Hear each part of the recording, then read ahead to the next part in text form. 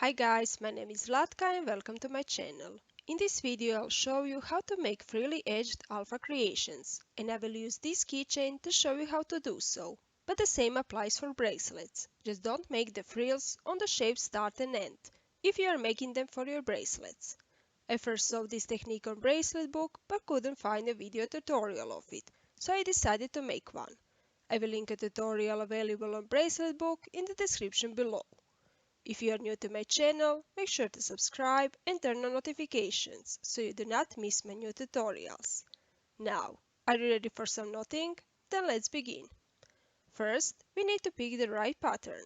If you are making the alphas using the flat alpha technique, patterns which are okay to use need to have the last knot in the row and the first knot in the next row the same color. If you are making alphas using the clean back alpha technique, patterns which are okay to use need to have the last two knots in the row and the first two knots in the next row the same color. Here are some additional pattern examples for each technique.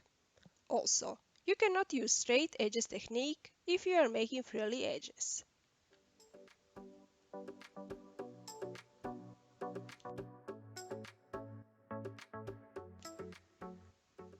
To make the frills, I am using a safety pin, but you can use other objects such as a popsicle stick, a piece of cardboard, a paper clip, or any other flat object. The larger the object is, the larger the frill loop will be. Now, let's begin with knotting the first row. Since you cannot use the straight edges technique, start by making a forward knot and continue by making a full row of forward knots. If you are interested in making a keychain with a clamp, I will link a tutorial in the description below.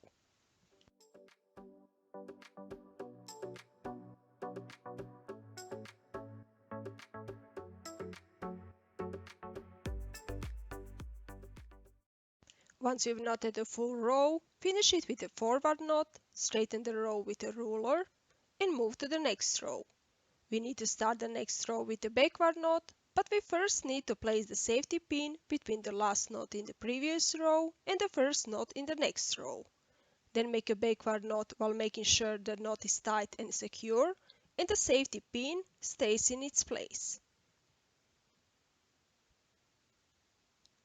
Once you're done, remove the safety pin, slide the knot up with your finger, and continue making a full row of backward knots until you reach the other end when you need to repeat the process. Finish the row with a backward knot, straighten it with a ruler, and move to the next row. We start the next row with a forward knot, but first we need to place the safety pin between the last knot in the previous row and the first knot in the next row. Then make a forward knot while making sure the knot is tight and secure, and the safety pin stays in its place. If you are having trouble keeping the pin in its place, use your fingers to help yourself, like this.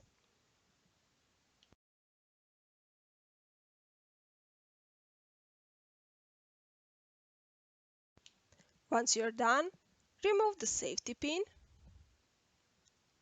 slide the knot up with your finger, and continue making a full row of forward knots until you reach the other end when you need to repeat the process.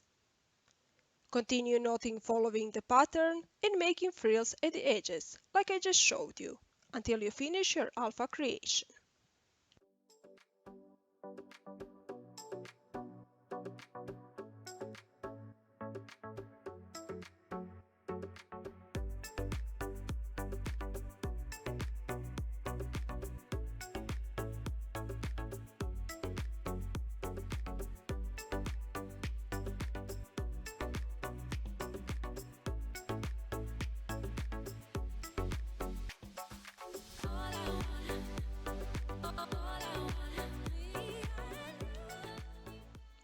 And that's it.